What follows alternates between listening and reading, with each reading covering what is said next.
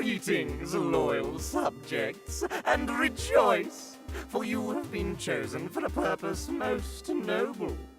To fight one another to the death in gladiatorial combat, entertaining the masses in the hopes of achieving glory and, of course, your freedom. As you are no doubt aware, we are a species of shapeshifters.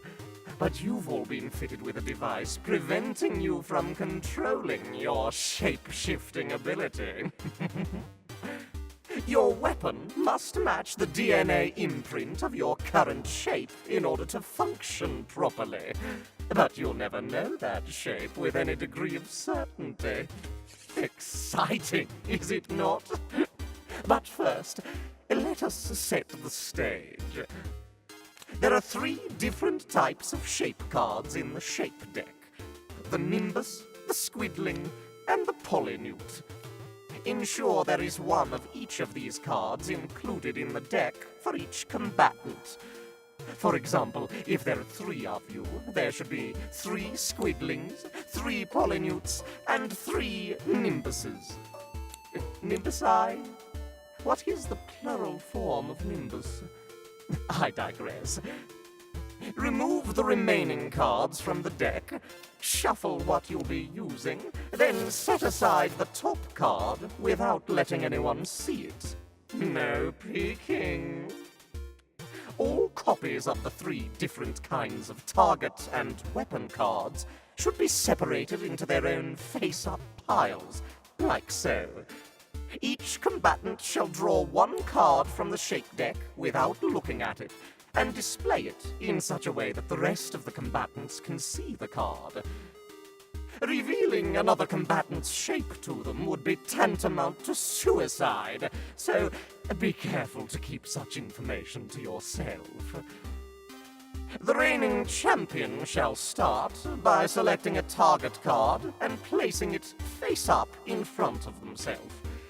Combatants shall continue selecting target cards in clockwise order, then proceed to select their weapons in the same manner. Once all combatants hold 1 card from each of the 3 decks, the battle begins! The anticipation is killing me.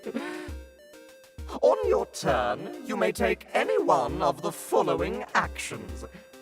Discard your shape card in a face-up discard pile and draw a new one. Again, no peeking, you naughty thing. Exchange your target card for a different one. Exchange your weapon card. Force another combatant to discard their shape card and draw a new one. Or attack an opponent whose shape card matches your target card. This action is prohibited on your first turn, however. We must give everyone a fair chance to defend themselves, after all. To resolve combat, both the attacker and the defender reveal their shape card. If the attacker's shape card matches their weapon card, the defender is eliminated, and the attacker draws all new cards before play continues. I do love a bit of bloodshed, don't you? If the attacker's cards do not match, the defender has a free chance to counter. If their shape and weapon match, and their target matches the attacker's shape, the attacker instead is eliminated, and the defender draws all new cards. Turnabout's fair play, after all. If neither combatant is eliminated at this stage, both draw new shape cards, and the attacker receives a failed attack token. On the attacker's next turn, they may take no actions. Instead, they dispose of their failed attack token, and play continues as normal. When a combatant is eliminated, their shape card is placed in the discard pile. Shuffle the discard pile to form a new draw pile when the last card is drawn. But, before doing so, remove 1 of each shape card for each eliminated combatant. Should you choose to spice things up a bit, add the 3 hybrid shape cards to the deck at the beginning of the game.